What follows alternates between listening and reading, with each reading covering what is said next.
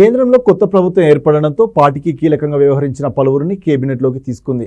అయితే ఇప్పుడు బీజేపీ అధిష్టానం ఆ పార్టీ పగ్గాలను అప్పగించేందుకు కొత్త బాస్ను ఎన్నుకునేందుకు వేట సాగిస్తుంది. బీజేపీ జాతీయ అధ్యక్షుడి ఎంపిక విషయమై మోదీ ఆర్ఎస్ఎస్ మధ్య కోల్డ్ వార్ నడుస్తుందనే ప్రచారం ఢిల్లీ వర్గాల్లో నడుస్తుంది. సార్వత్రిక ఎన్నికల ఫలితాలు వచ్చిన తర్వాత జాతీయ రాజకీయాలు వేగంగా మారుతున్నాయి. బీజేపీకి క్లీన్ మెజారిటీ రాకపోవడం, ప్రభుత్వ ఏర్పాటులో మిత్రపక్షాలపై ఆధారపడడంతో అడుగడుగున ప్రధాని మోడీకి సవాళ్లు ఎదురవుతున్నాయి. గతంలో మోదీని గ్లోబల్ లీడర్ గా ప్రమోట్ చేసిన ఆర్ఎస్ఎస్, బీజేపీ నేతలే ఆయనకి ఇప్పుడు ఇబ్బందికరంగా మారుతున్నారన్న వార్తలు పెరుగుతున్నాయి. ఇదిలా ఉంటే గత కొంతకాలంగా బీజేపీ జాతీయ అధ్యక్షుడిగా వ్యవహరించిన జేపీ నడ్డాను కేంద్ర కేబినెట్ లోకి తీసుకోవడంతో ఆ పార్టీ పగ్గాలు చేతబూనేవారు కరువయ్యారు.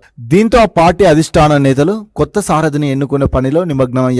మోదీ ఏకపక్ష నిర్ణయాలకు చెక్ పెట్టేలా వ్యక్తుల కంటే పార్టీ ముఖ్యమైన సంకేతాలను పంపేందుకు రాజ్నాథ్ సింగ్ లేదా శివరాజ్ సింగ్ చౌహాన్ పేర్లను ఆర్ఎస్ఎస్ పరిశీలిస్తోంది. కానీ మోడీ మాత్రం సునీల్ బన్సాలి లేదా మహారాష్ట్రకు చెందిన వినోద్ తావ్డేకు అధ్యక్ష బాధ్యత అప్పగించాలని చూస్తున్నారు. ప్రభుత్వం పార్టీలో ఏకపక్ష నిర్ణయాలు ఉండకుండా చేయాలంటే మోదీ కంటే సీనియర్ లైన్ రాజ్నాథ్ సింగ్ లేదా శివరాజ్ సింగ్ చౌహాన్ అధ్యక్షునిగా నియమించాలని ఆర్ఎస్ఎస్ పట్టుబడుతుంది. అవసరమైతే వీరిద్దరు మోదీ నిర్ణయాలను వ్యతిరేకించేంత బలం ఉన్న నాయకులుగా పార్టీలో స్వేచ్ఛగా నిర్ణయాలు తీసుకుంటారని ఆర్ఎస్ఎస్ ఆలోచన చేస్తున్నట్టు తెలుస్తుంది. అయితే మోడీ, అమిత్ షా మాత్రం వీళ్ళిద్దరికి పార్టీ బాధ్యతలు ఇవ్వకూడదని ఆలోచిస్తున్నారు. మోదీకి శివరాజ్ సింగ్ చౌహాన్ పోటీ అవుతారని మొన్నటి ఎన్నికల్లో మధ్యప్రదేశ్ లో బీజేపీ భారీ మెజారిటీతో గెలిచిన ఆయనకు సీఎం పగ్గాలు ఇవ్వకుండా కొత్త వారిని తీసుకొచ్చారు.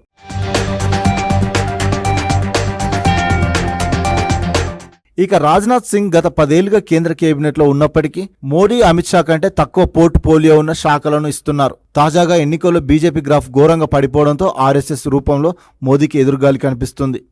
జాతీయ అధ్యక్షుని విషయంలోనే కాకుండా తెలంగాణలో పార్టీ బాధ్యతల విషయంలోనూ మంత్రివర్గం ఏర్పాటులో కూడా ఆర్ఎస్ఎస్దే పైచేయి కనిపిస్తుంది.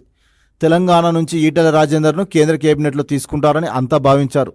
అసెంబ్లీ ఎన్నికల ముందు ఈటెల రాజేందర్ ఒత్తిడితో బండి సంజయ్ను పార్టీ బాధ్యతల నుంచి తప్పించారు. కాబట్టి కేంద్ర పెద్దల దగ్గర ఈటెలకు పలుకుబడి ఉందని, అందుకే ఆయన్ని కేంద్ర కేబినెట్లోకి తీసుకుంటారని చాలా మంది అనుకున్నారు. కానీ ఎన్నికల ఫలితాల అంచనాలను అందుకోలేకపోవడంతో ఆర్ఎస్ఎస్ బ్యాక్గ్రౌండ్ ఉన్న బండి సంజయ్కు మంత్రి పదవి వరించిందన్న చర్చలు జరిగాయి.